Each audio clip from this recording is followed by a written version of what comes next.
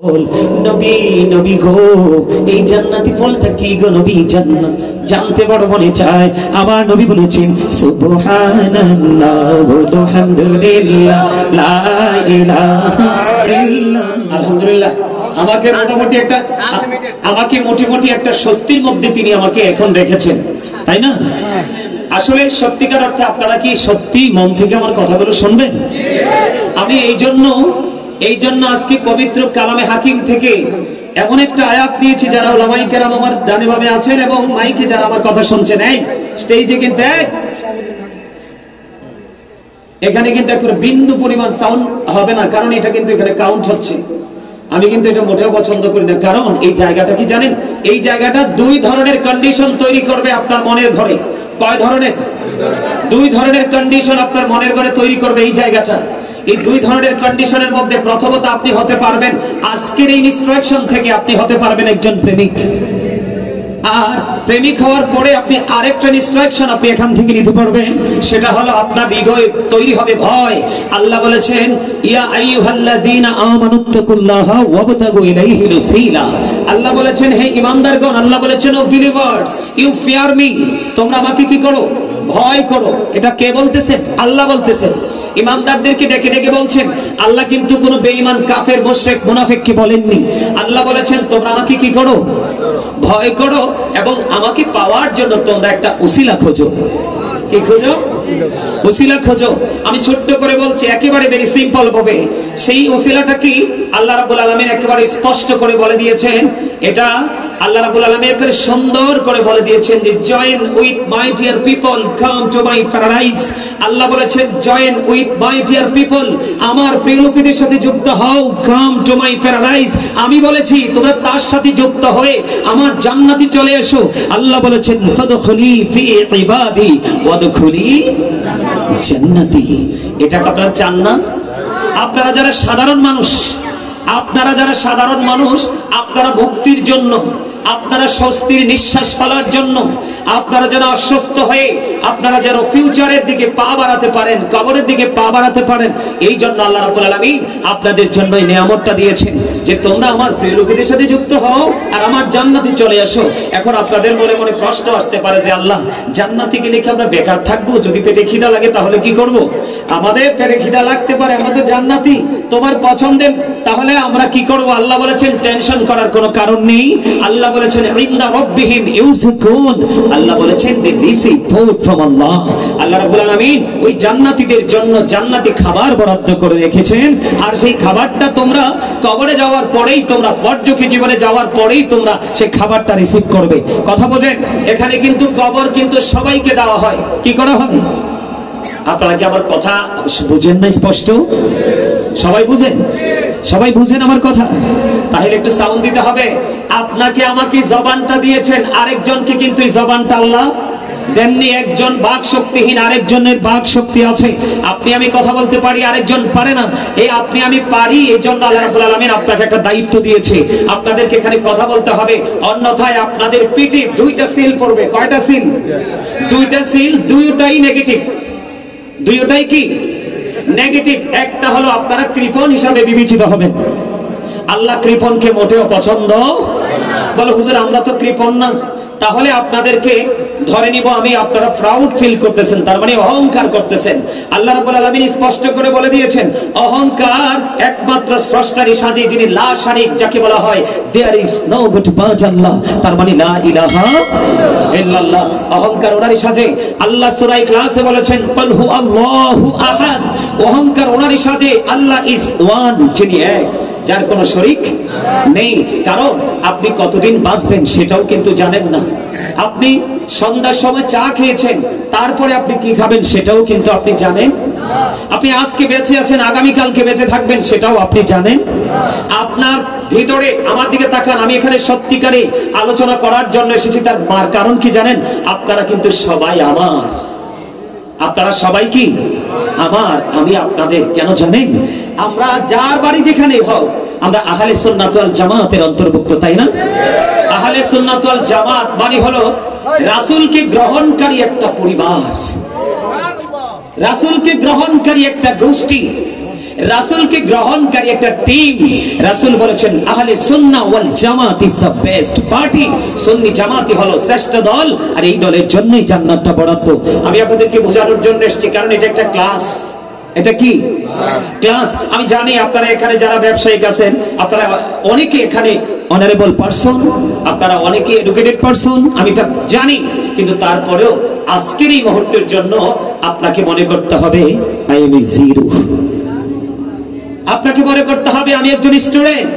আমি এখানে বসেছি, আমার সামনে টিচার বসে আছে, উনি আমাকে অনর্গল ভাবে উনি আমাকে টিচিং দিচ্ছে, আমি সেটাকে শ্রবণ করব।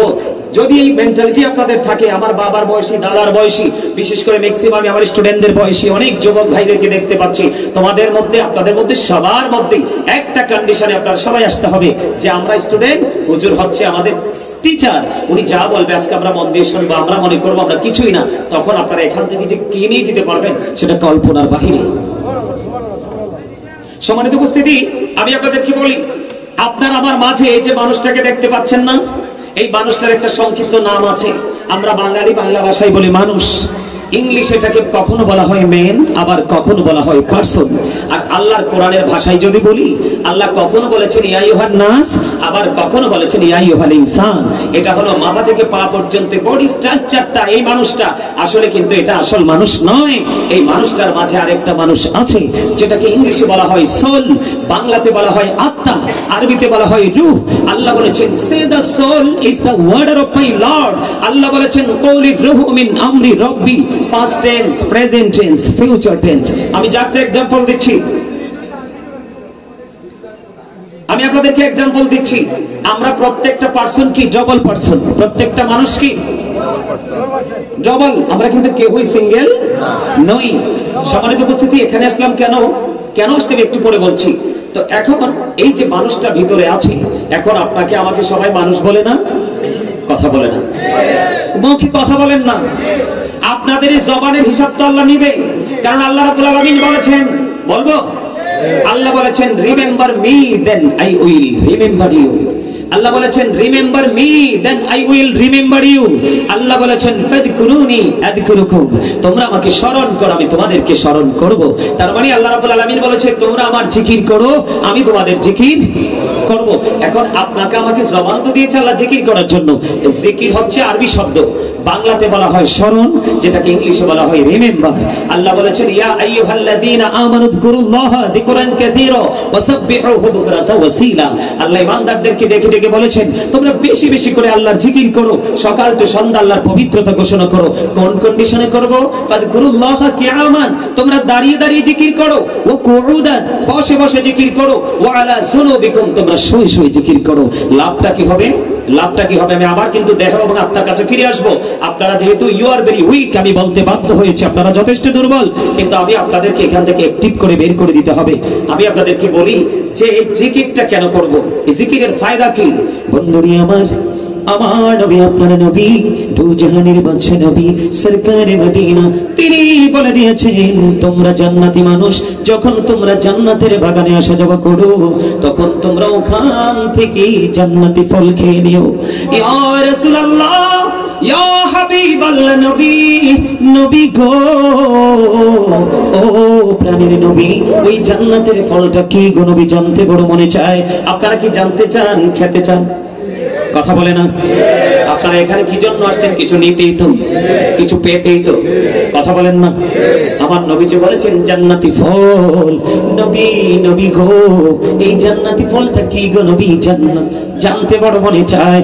আমার নবী বলেছেন সুবহানাল্লাহ ওয়া হামদুলিল্লাহ লা ইলাহা ইল্লাল্লাহ, সুবহানাল্লাহ ওয়া হামদুলিল্লাহ লা ইলাহা ইল্লাল্লাহ, লা ইলাহা ইল্লাল্লাহ, লা ইলাহা ইল্লাল্লাহ, আরশ কুরসি লৌহ কলম সৃষ্টি যাহার অসিলা আরশ কুরসি লৌহ কলম সৃষ্টি যাহার অসিলা নিজে আল্লাহ খুশি হইয়া নাম রাখিলেন হাবিবুল্লাহ সুবহানাল্লাহ আলহামদুলিল্লাহ লা ইলাহা ইল্লাল্লাহ লা ইলাহা ইল্লাল্লাহ মুহাম্মাদুর রাসূলুল্লাহ সাল্লাল্লাহু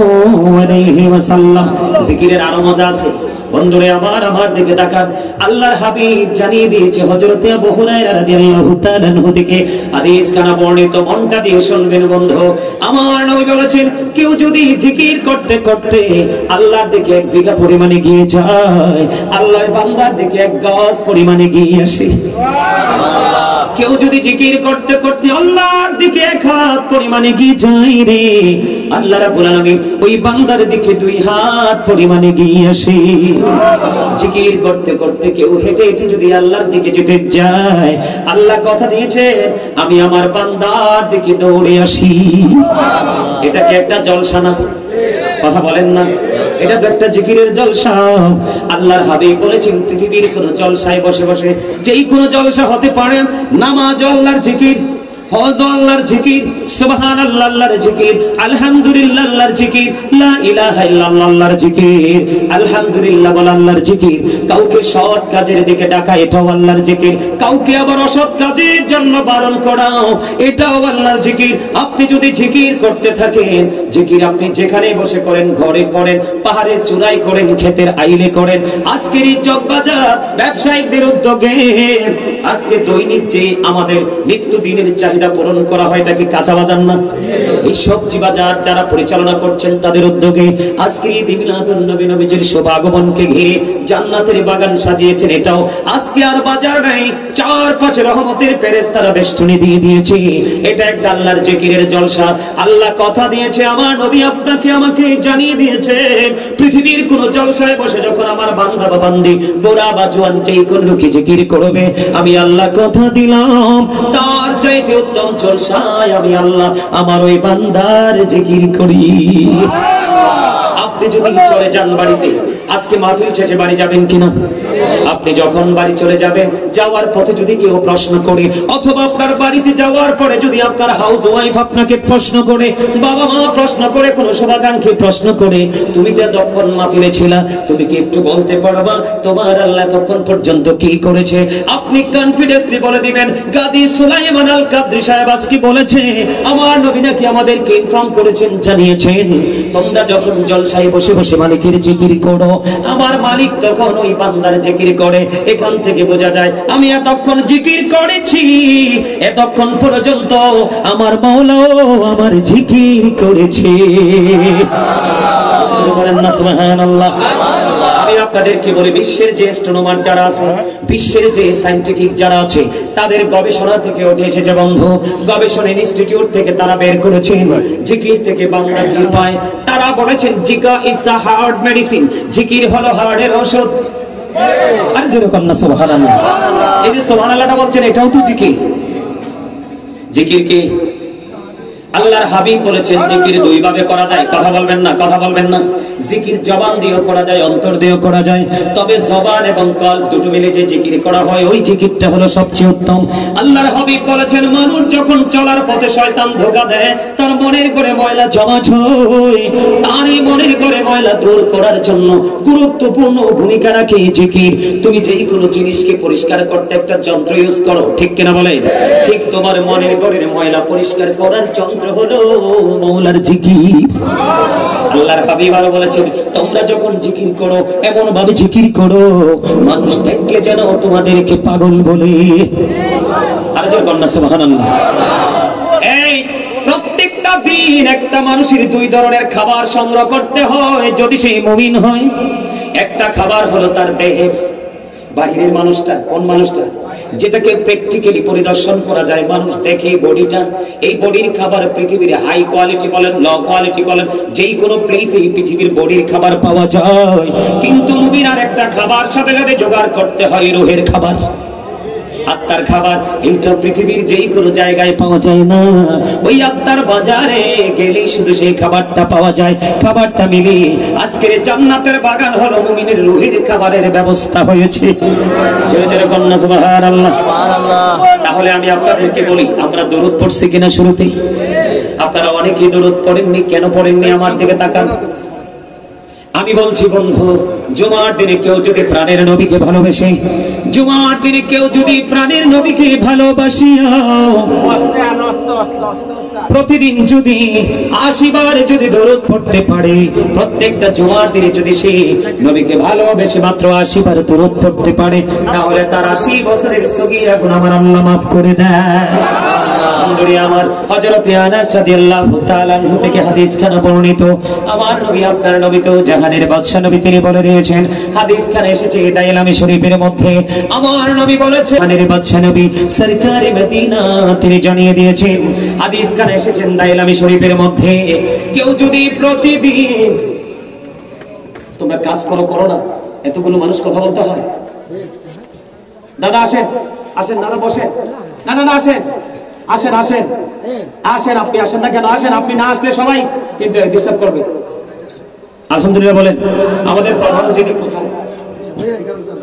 আচ্ছা, আমাদের প্রধান অতিথি চলে আসছেন, কিছুক্ষণের মধ্যেই উনি স্টেজে আসবেন, উনি আজকের মাহফিল সমাপ্ত করবেন।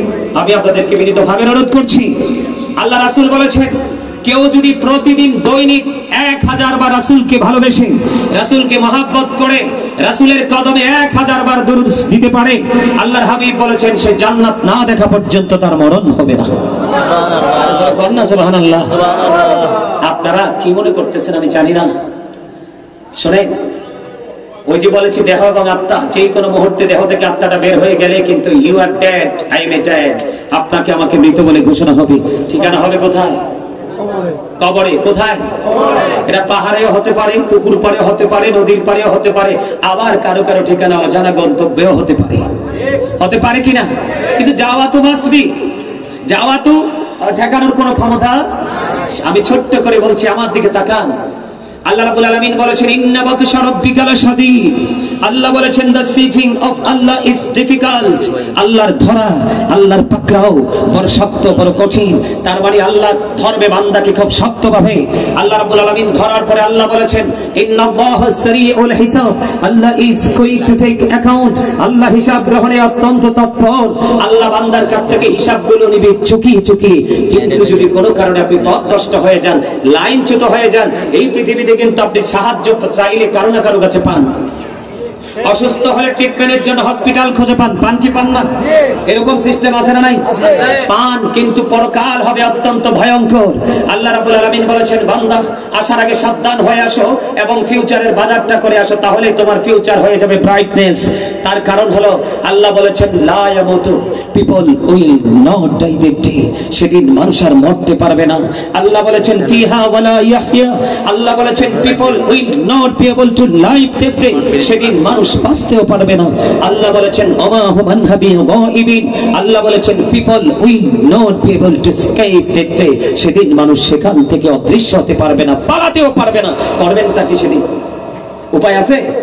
এই জন্য আপনাকে সর্বপ্রথম ইমানদার হতে হবে, আর ইমানদার হতে হলে সর্বপ্রথম রাসূলকে ভালোবাসতে হবে।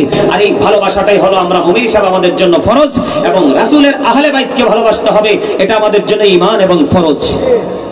আমরা রাসূলের কথা তো এখন ডাইরেক্টলি অস্বীকার না করলেও কিন্তু কৌশলে অনেক কথাই অস্বীকার করতে চাই। কথা বলেন না কেন? নবীজির মেরাজকে আমরা সবাই মানি, নবীজির মুজিজাকে আমরা সবাই মানি, কিন্তু কিছু কিছু অংশকে কৌশলে আমরা আবার ইগনোরও করি। কথা বলেন না কেন? আচ্ছা আপনারা বলেন, নবীজিকে আপনারা ভালোবাসেন? নবীজিকে বিশ্বাস করেন?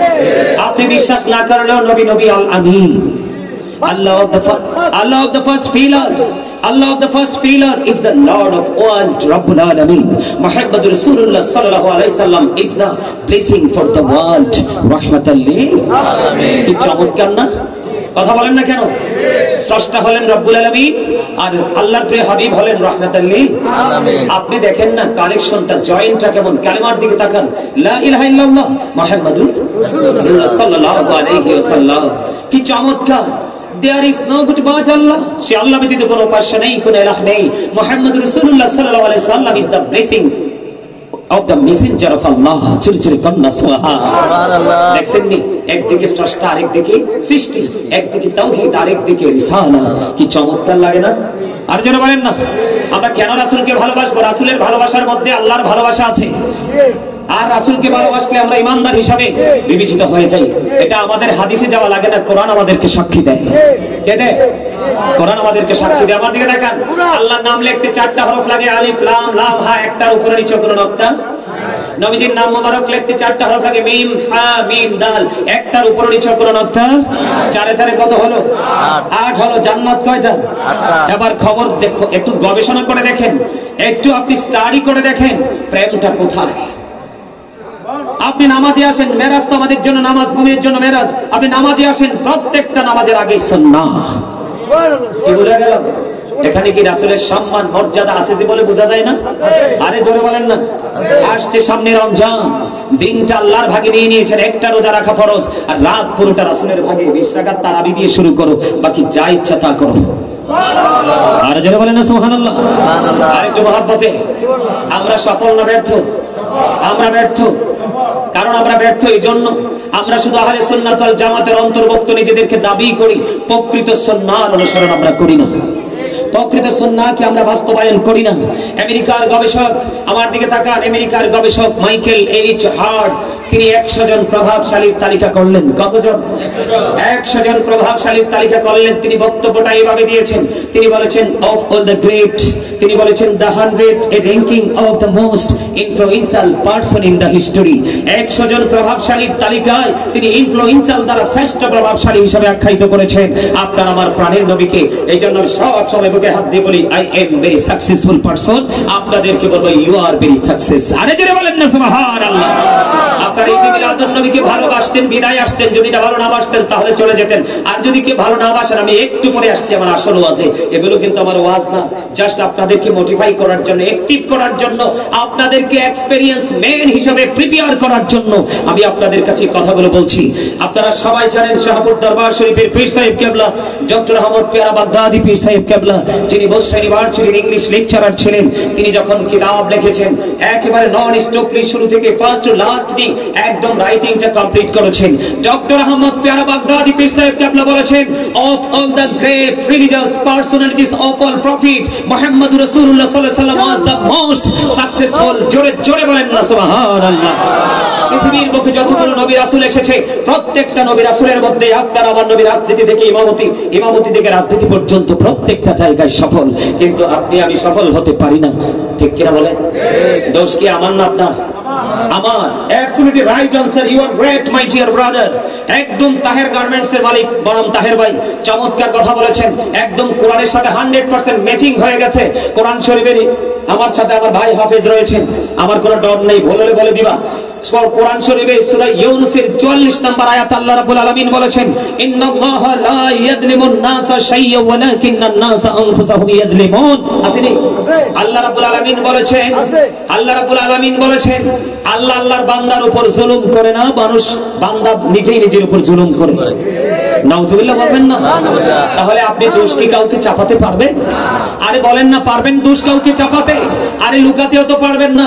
চকবাজার কান্দির পাড় যে আমাদের কোলাহল পরিবেশটার মধ্যে এই প্রতিকূল অবস্থাকে মোকাবেলা করার জন্য সিসিটিভি সেটিং করা হয়েছে, ঠিক কিনা? আপনি কিন্তু সেই সিসিটিভির ভয়ে আতঙ্কিত রয়েছেন, কিন্তু আপনার কাঁধে যে চিরস্থায়ী 2 সিসি ক্যামেরা আছে, আপনি সেটার কোনো তোয়াক্কাই করছেন না। আরে জোরে বলেন ঠিক না ঠিক? কোরআন শরীফ খুলে দেখেন, কোরআন শরীফে 30 পারা সূরার নাম হলো সূরা ইনফিতর। আল্লাহ রাব্বুল আলামিন সূরা ইনফিতরের মধ্যে কি বলেছে জানেন? বলবো? وَإِذَا الْقُبُورُ بُعْثِرَتْ عَلِمَتْ نَفْسٌ مَا قَدَّمَتْ وَأَخَّرَتْ। জোরে জোরে বলেন আল্লাহু আকবার। আল্লাহ রাব্বুল আলামিন আপনাদেরকে এলার্ট করতেছেন, আল্লাহ রাব্বুল আলামিন আপনাদেরকে সাবধান করতেছেন, আমাদেরকে সাবধান করতেছেন। আল্লাহ রাব্বুল আলামিন দিকে দিকে বলছেন, বন্ধু কবরটা যখন ওপেন হয়ে যাবে, কবরটা যখন উন্মোচিত হয়ে যাবে, আপনি আমি আমরা সবাই জীবনে কি কি করেছি আর কি করিনি, আপনার আমার চোখের সামনেই থাকবে দৃশ্যমান। ওই যে বলেছি লা ইয়ামুতু, তুমি নিজেকে আড়াল করতে পারবা না, মরতে পারবা না। আল্লাহ বলেছেন ফিহা ওয়ালা ইয়াহইয়া, বাঁচতেও পারবা না। আল্লাহ বলেছেন ওয়া হুমান হাবিগাইবিন, পালিয়ে যেতেও পারবা না, ওখান থেকে গায়েব হতে পারবা না, তোমার কোনো উপায় থাকবে না, সবকিছু তোমার চোখের সামনে প্র্যাকটিক্যাল থাকবে। এই জন্য তোমার সিনায় ঢুকাতে হবে ভয়, আর ভয়ের পাশাপাশি তোমার রাসূলের আদর্শ। কথা বলেন না কেন আর জোরে? এখন তো আমার নবীর কথা অনেকে বিশ্বাসই করে না, কয় নবী তো একজন মানুষই ছিল, আমার কথা কি ভুল হতে পারে না? নাউজুবিল্লাহ কইতেন না, এখন কোন মিয়া নাউজুবিল্লাহ। এই আস্তে করলে, আস্তে আমার দিকে তাকান, আস্তে করলে। এই ইহুদিদের বক্তব্য শুনেন। আমরা নামধারী মুসলমান, নবীর অনেক কথাই মানতে পারি না। আমি বলি আমি অনেক শিক্ষা অর্জন করেছি। আপনি যদি মিশর থেকে না গোটা পৃথিবীর আরো সর্বোচ্চ ডিগ্রি নিয়ে আসেন, আপনি যদি নবী চিনতে না পারেন, আমি বলবো আমার কাছে আপনার 2 আনার কোনো মূল্য নেই। আপনারা ভুলে গেলে চলবে না। কোরআন শরীফের 29 পারা সূরা কালাম, কালামের মধ্যে আল্লাহ রাব্বুল আলামিন বলেছেন উতুল্লিং বা'দা যালিকা জানিন, with all that he is a bastard. Allah Walid bin Mughira নবীর সাথে বেয়াদবি করলো, ওয়ালিদ বিন মুগিরাকে আল্লাহ 10টা গালি দিলেন, এর মধ্যে 10 নাম্বার গালিটা হলো তুমি জারজ। যাবেন কোথায়? আমার সামনে কোরআন শরীফ নিয়ে আসেন, আমি খুলে এখন দেখাবো। আস্তে করলে, নাউজুবিল্লাহ। তো যার সন্তানের ব্যাকগ্রাউন্ডটা এবং ফিউচারটা কেমন জানেন এটা বলতে চাই না, তবে একটা কথা বলবো, সে যত বড় মুফতি হোক, যত বড় মুহাদ্দিসই হোক না কেন, তার যদি পুত্রী পরিচয় না থাকে, আপনি কখনোই তাকে ইমাম মানতে পারবেন না, তাকে ইমাম মানা হারাম। আজকে নবীর সাথে বেয়াদবি করার কারণে কি হয়ে গেল? জারজ হয়ে গেল। কথা কন না কেন? বাস্টার্ড হয়ে গেল।